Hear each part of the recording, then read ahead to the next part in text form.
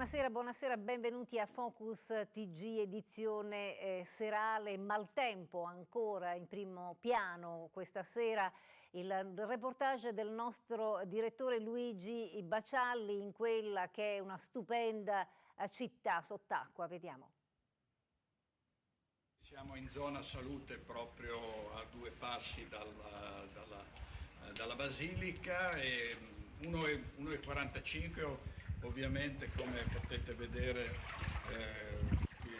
le case che sono, cioè in genere sono quelle più protette perché è una zona abbastanza alta, a 1,45 vanno sotto, no? Qui l'acqua è già entrata, non entra soltanto dalle oltre le paratie ma anche dai pavimenti e sale da lì. Andiamo a vedere in qua verso il Canal Grande, c'è il Santa Maria del Giglio dove di solito arriva la gondoletta.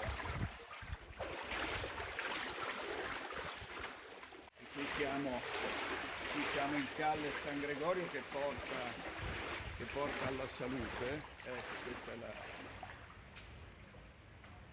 è la chiesa di San Gregorio.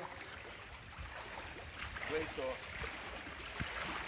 si salvano perché hanno alzato il pavimento e qui invece da quest'altra parte non c'è speranza di sottrarsi. Qui praticamente il Canal Grande è entrato in questa calle e ovviamente ha allagato tutto il sestiere e non c'è niente da fare. È passato una zona della laguna, qui di solito i turisti prendono la gondola per andare dall'altra parte del Canal Grande. Vedete le bandiere proprio lì sullo sfondo del Consiglio regionale, quindi il vento è piuttosto forte, il Consiglio regionale si è allagato, c'è una chiatta davanti, stanno probabilmente riparando i danni dell'allagamento dell'altra notte ed è probabile che entri di nuovo l'acqua. Ha allagato anche il Gritti, come sapete, con gravissimi danni. Buongiorno Antenna 3 Nord-Est, poi mandiamo in onda il video tra pochissimo, ma voi lavorate anche in queste condizioni? Andare dove c'è meno acqua, però per andare bisogna passare. Ecco qua ovviamente galleggia di tutto, vedete polistirolo, barattoli, ketchup, poi le pagine gialle, c'è anche della carne, no? C'è un po' di carne. Siamo sempre in zona sestiere di Dorsoduro, non c'è un'anima viva. Ed ecco i danni all'interno di un'abitazione, tipica abitazione veneziana al pian terreno, vedete materiale portato fuori, ovviamente qui la corte, questa piccola corte è tutta piena d'acqua, le paratie servono a poco o nulla perché, come potete vedere, l'acqua che ha bagnato questo divano è completamente fradicio, esce dal pozzo nero, forse si nota proprio il gorgoglio dell'acqua che esce lì nell'angolo di questo rettangolo che è uno dei pozzi neri di questa abitazione. E veramente immagini ancora terribili. E intanto il nostro governatore Luca Zaia dice che questa grande tragedia non si risolve certo con 50 milioni di euro. A fronte dei danni la stima certa è quella che la faremo quando a bocce ferme, dico che sono decine di centinaia di milioni di euro, questo è poco ma sicuro, qui non la si risolve con 50-100 milioni di euro. Ve lo dico per l'esperienza da commissario che ho già per 2 grandi tragedie.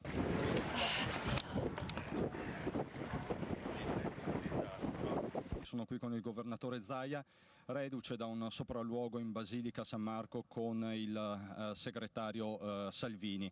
Un nuovo sopralluogo, governatore, com'è la situazione? È drammatica, la vedete alle mie spalle, l'altezza dell'acqua vuol dire questa altezza che sarà già 1 metro dentro nella basilica, dentro nelle case, dentro nei negozi, con devastazione totale, visto e considerato che l'acqua entra e fa i danni.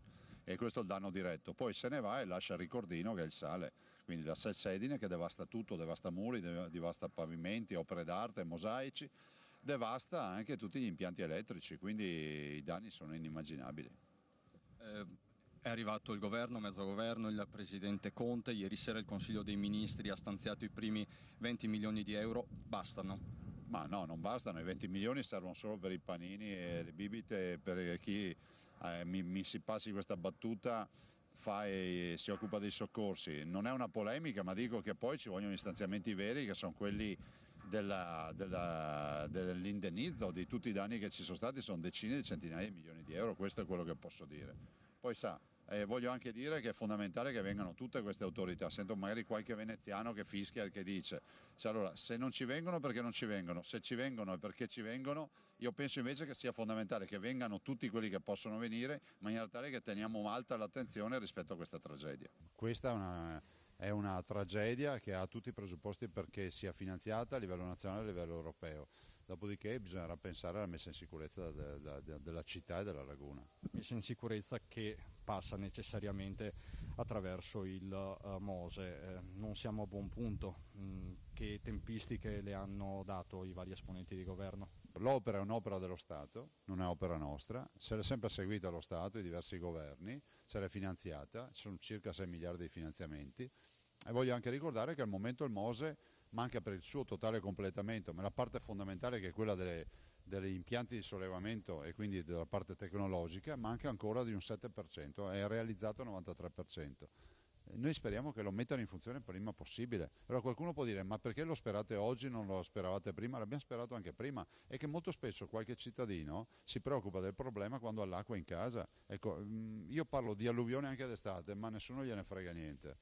E quindi basterebbe andare a farsi una ricerca su Google e si vedono tutte le mie posizioni su Mose o quelle del sindaco Brugnaro. Magari facendo anche la ricerca si vede che io ho sempre detto guardate che è un modello unico, questo Mose è stato realizzato con modellini di laboratorio, per cui si tratterà di capire anche se funziona quando verrà messo in funzione.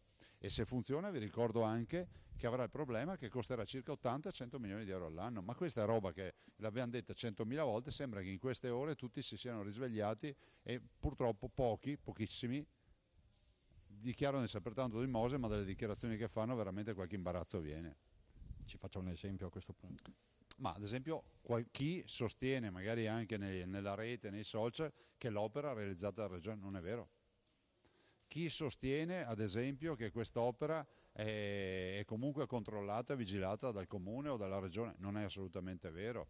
Ma non lo dico perché c'è l'acqua alta e c'è bisogno di avere un alibi, lo dico perché se tu hai una gamba rotta e vai in pediatria o vai in cardiologia in un ospedale ti dico guarda, hai sbagliato il reparto. Beh, c'è qualcuno che ha sbagliato il reparto, se volete aggiustarvi la gamba dovete andare al reparto giusto.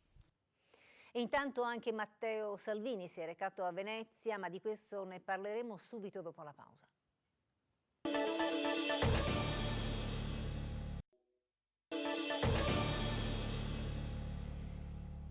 Rieccoci, dicevamo di Venezia e della visita di Matteo Salvini, vediamola. Fa male vedere Venezia in questa maniera?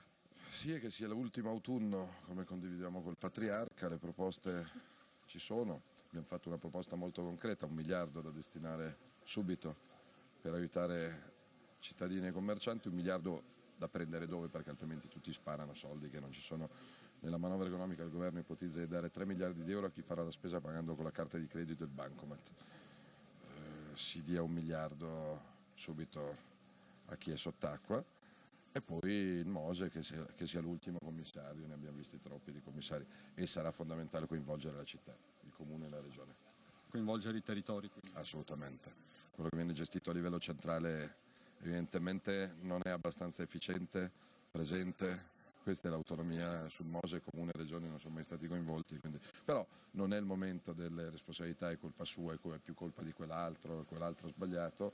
Siamo a novembre, che sia l'ultimo autunno sott'acqua, le soluzioni ci sono, i soldi si possono trovare, anche perché il Patriarca mi ricordava giustamente che ci sono 180 chiese a Venezia, non solo a Piazza San Marco, e quindi c'è da parlare poco. Io ci tenevo a portare la solidarietà non solo a Venezia, ma penso a Pellestrina, penso al Polesine, penso a Carlo e penso a Chioggia, e si parte. che spero che lunedì il Parlamento si unisca e non si divida. Coinvolgimento dei territori, lei dice, e l'autonomia? È fondamentale, è fondamentale. Il Mose è un esempio, se il sindaco non è coinvolto, se il governatore non è coinvolto, e dipende tutto da commissari mandati da Roma, poi per carità, ma l'Italia è bella perché sono 8.000 campanili, sono 8.000 comuni, sono diversi, Venezia è diversa da Padova e Milano è diversa da Palermo, e quindi le soluzioni devono essere locali, non centrali. Sull'ambiente, sui cambiamenti climatici e sulle risorse necessarie si gioca anche la campagna elettorale. Gioca il futuro dei nostri figli più che altro. Dalla redazione mi chiedono cosa l'ha colpito in particolare di questo sopralluogo. Che ci sono i veneziani al lavoro, cioè hanno l'acqua alta, sono entrato nei negozi, in piazza, nelle calli, e c'è gente che non è lì che aspetta. Sì, sicuramente il governo deve fare la sua parte, gli italiani stanno aiutando, però c'è gente sulle impalcature che sta lavorando, sta guardando gli impianti elettrici. In chiesa, in basilica ci sono i 70 lavoratori che giorno e notte sono lì perché c'erano le tombe dei patriarchi sott'acqua, quindi mi colpisce e mi commuove il fatto che, guarda, nei negozi c'è gente che aspetta che l'acqua scenda per tornare a sistemare tutto. Questo non deve ovviamente esimere lo Stato da fare il suo. Quindi la capacità di reazione dei veneziani. Pazzesco. Ma mi ricordo quando sono stato in Veneto, ahimè, in elicottero l'anno scorso per il disastro in montagna, e mi colpisce la voglia di questa gente. Ripeto, il governo deve fare il suo e 1 miliardo deve saltare fuori, con le buone o con le cattive. E l'Europa può fare qualcosa? Spero. I nostri europarlamentari veneti sono già al lavoro, anche se non ho gran fiducia sulla tempestività e sui tempi di reazione dell'Europa. Facciamo noi, dai. E intanto anche il nostro Ministro per i beni culturali e le attività culturali ha fatto un sopralluogo, Dario Franceschini, e dice serve sicuramente per Venezia un intervento più ampio. Avere visto direttamente i luoghi, avere girato per Venezia, dà un'impressione purtroppo di un disastro molto più grande di quello che le sole immagini televisive trasmettono. E quindi vedere direttamente e soprattutto parlare con chi sta già seguendo queste ore, dal sindaco al presidente della regione a tutte le strutture periferiche del Ministero dei Beni Culturali che dai primi minuti stanno seguendo il censimento dei danni, dà il senso che ieri è stato importante il primo intervento del Consiglio dei Ministri, ma quei 20 milioni sono solo per le prime emergenze, come chiaro. Qui serve un intervento molto più ampio, più forte, entrare in negozi allagati, vedere i mosaici di San Marco coperti dall'acqua, vedere le piazze e le strade di Venezia trasformate in torrenti, veramente dà il senso di quello che il mondo sta capendo, cioè una cosa che richiede un intervento forte, complessivo, che non si fermi quando si spengono i riflettori, come purtroppo capiterà e capita in tutti i casi di calamità naturali. Quindi le strutture periferiche del MIBA sono mobilitate in un censimento dei beni culturali. Abbiamo presentato un emendamento che consentirà di estendere l'art bonus, l'incentivo fiscale per chi dona per il recupero del patrimonio culturale, anche a tutto il patrimonio ecclesiastico di Venezia. Sono più di 50 le chiese che hanno avuto danni, sono state invase dall'acqua. Abbiamo trasferito qui una parte dei nostri caschi blu della cultura, i carabinieri per la tutela del patrimonio culturale, per i primi interventi. Insomma, stiamo facendo tutto il possibile, ma ripeto, una cosa è affrontare l'emergenza, un conto è gli interventi strutturali e le risorse per fare tutto il possibile per contrastare il fenomeno delle acque alte. Dei mosaici cosa ci può dire? Una parte, soprattutto la cripta, sono state nel 12, anche in parte oggi, invase dall'acqua, si stanno censendo i danni, per fortuna non sono danni irreparabili, ma comunque danni ci sono. In prospettiva quali risorse potrà mettere in campo il governo? Abbiamo ragionato già ieri in Consiglio dei Ministri appunto rispetto alle risorse per la prima emergenza, ma sarebbe ben altro rispetto ai primi 20 milioni che sono importanti ma coprono le urgenze, di rifinanziare la legge speciale per Venezia. Ragioneremo tutto il possibile anche in termini di risorse e anche in termini di norme, perché Venezia è una città che richiede regole particolari. In particolare da questo pomeriggio ci sarà la possibilità di donare attraverso un SMS, in modo che chi vuole dare un segnale per Venezia, che è patrimonio non soltanto dell'Italia ma dell'umanità, come dice l'UNESCO, come ricorda l'UNESCO, ci sia anche un meccanismo volontario di donazioni e l'Art Bonus aiuterà anche questo. Come il patriarca, gli accordi quali sono? Non abbiamo fatto accordi, il Patriarca mi ha mostrato la situazione di San Marco richiede degli interventi di prima emergenza ma richiede degli interventi strutturali, quindi troveremo le risorse. Secondo lei quanti soldi servono? Ma non è il problema solo di San Marco, che è il luogo più simbolico, sono tante le chiese, c'è una situazione complicata dei campanili, che sono monitorati anche da questa mattina dall'Agenzia Spaziale per capire i micro spostamenti che vanno controllati anche per ragioni di sicurezza. Ministro, serve un piano straordinario per la cultura a Venezia?